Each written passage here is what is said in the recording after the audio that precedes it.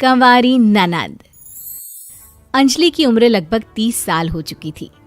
वो एक स्कूल में टीचर की जॉब करती थी। अंजलि के घर में उसकी माँ के अलावा उसका छोटा भाई और भाभी भी रहा करते थे। 30 साल की उम्र होने के बाद भी अंजलि की अब तक शादी नहीं हुई थी। इस बात को लेकर अंजलि की माँ रुक्मिणी देवी काफी परेशान रहा करती थी। माँ, मैं स्कूल जा रही हूँ, जरा मेरा टिफिन तो दे दीजिए। अब क्या पूरी जिंदगी मैं तुझे टिफिन बना कर देती रहूंगी?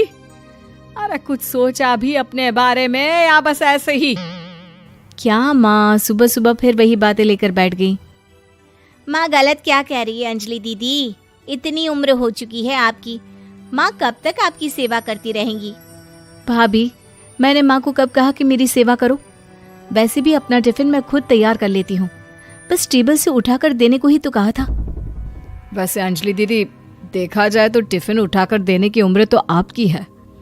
आपका अपना घर परिवार बच्चे होते तो ये जिम्मेदारी आज आप पूरी कर रही होती। एक बात मेरी समझ में नहीं आती, अगर मेरी शादी नहीं हुई तो इसमें मेरी क्या गलती है और तुम सब लोग मेरे पीछे क्यों पड़े रहते हो? अरे कुछ कहना क्या पीछे पड़े रहना होता है? अपने छोटे भाई को देख, तुझसे 3 साल छोटा है लेकिन 2 बच्चे खेल रहे हैं आंगन में। मुझे आप लोगों की कोई बात नहीं सुननी, जा रही हूँ मैं। और आप में से किसी को मेरा कोई काम करने की जरूरत नहीं है, मैं खुद संभाल लूंगी। इतना कहकर अंजलि वहां से चली जाती है। शाम को जब अंजलि अपने स्कूल से लौटकर घर वापस आती है तो उसने देखा कि पड़ोस वाली निर्मला चाची वहां पर बैठी हुई थी। क्या बात है अंजलि बिटिया, नौकरी करके वापस आ गई? जी चाची जी, कैसी हैं आप? मैं तो ठीक हूँ बेटा, तुम बताओ शादी के बारे में कुछ सोचा या नहीं? अरे रहने दीजिए ना, इससे तो शादी की बात करना ही बेकार है। कुछ भी कहो तो गुस्सा करती है, बात बात पर आंखें दिखाती है। माँ, आप ऐसा क्यों कह रही हैं? मैंने कब आप पर गुस्सा किया? अरे अंजलि बेटा, तुम्हारी माँ ठीक ही तो कहती है। 30 की होने आई हो, अब तुम्हें भी शादी वादी कर लेनी चाहिए।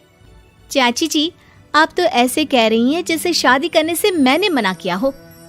रहने दीजिए निर्मला चाची, हमारी अंजलि दीदी को अभी तक उनकी पसंद का दूल्हा नहीं मिला ना, इसीलिए वो शादी नहीं कर रही। भाभी, ऐसी कोई बात नहीं है। अरे तो फिर क्या बात है? तुम्हारी माँ ने तुम्हारे लिए इतने रिश्ते ढूंढे लेकिन तुम्हें कोई पसंद ही नहीं आता। क्या है ना चाची जी, हमारी ननद रानी नौकरी जो करती है ऐसे ही थोड़ी ना किसी को पसंद कर लेंगी। अरे भाई, नौकरी का घमंड है तो बात अलग है, कोई और बात हो तो बताओ, कोई रास्ता निकाला जाए। नहीं चाची जी, कोई बात नहीं है, बस मुझे अभी तक अपनी पसंद का कोई मिला नहीं है। सुन लिया आपने, इस लड़की के तो पर निकल आए हैं और इतनी उम्र में अपनी पसंद का कोई मिलेगा भी नहीं इसे। माँ, आप मेरी शादी को लेकर हमेशा मुझे ताने क्यों मारती रहती हैं? अपनी माँ की बातें तो ताने लगती है। ताने हैं? बताओ, मैंने कुछ गलत कहा क्या?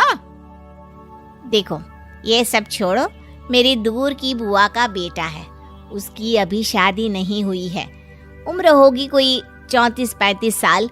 आप कहें तो बात आगे बढ़ाऊं? अरे हाँ, क्यों नहीं, ये भी कोई पूछने की बात है। अरे जल्दी से लड़के को यहाँ बुला लो। माँ, आप मुझसे पूछे बिना मेरी शादी की बात करने जा रही हैं और मेरी उम्र 30 भी पूरी नहीं हुई है। निर्मला चाची कह रही है कि वो लड़का 35 साल का है। अंजलि दीदी, आपको क्या लगता है इस उम्र में कोई फिल्म का हीरो आएगा आपके लिए? देखिए, अब पसंद और नापसंद की बात तो रहने दीजिए, पसंद करने की उम्र तो आपकी निकल चुकी। अब तो जो भी मिले उसी से शादी कर लीजिए, इसी में भलाई है। तेरी भाभी बिल्कुल ठीक कह रही है। अब जैसा रिश्ता मिले उसके लिए हाँ कर देना, ताकि हम भी गंगा नहाए। ठीक है, चलिए मैं उस लड़के को कहती हूँ, वो कल ही अंजलि को देखने आ जाएगा।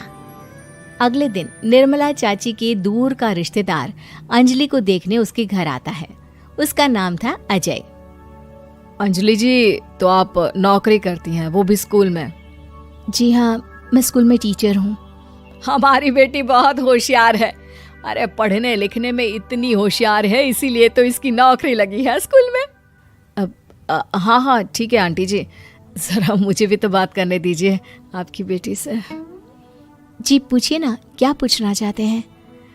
अंजलि मैडम, ये तो बताइए कि आपने अभी तक शादी क्यों नहीं की? बस ऐसे ही, कहीं कोई रिश्ता पसंद नहीं आया इसलिए। लेकिन क्या मैं आपसे पूछ सकती हूँ कि आपने शादी क्यों नहीं की? अंजलि, क्या कर रही हो तुम?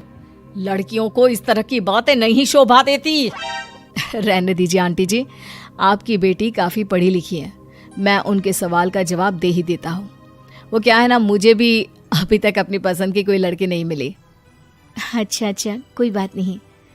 वैसे आपकी तनख्वाह कितनी है? कितना कमा लेती हैं महीने का? जी यही कोई 25,000 महीने। बस 25,000? इतने से क्या होता है? इतने से तो आजकल घर भी नहीं चलता। आपके कहने का क्या मतलब है? अरे मैं तो ये सोच कर आया था कि नौकरी वाली लड़की है, आराम से 40,000 कमाती होगी। माफ कीजिएगा, आपका और मेरा रिश्ता नहीं हो सकता।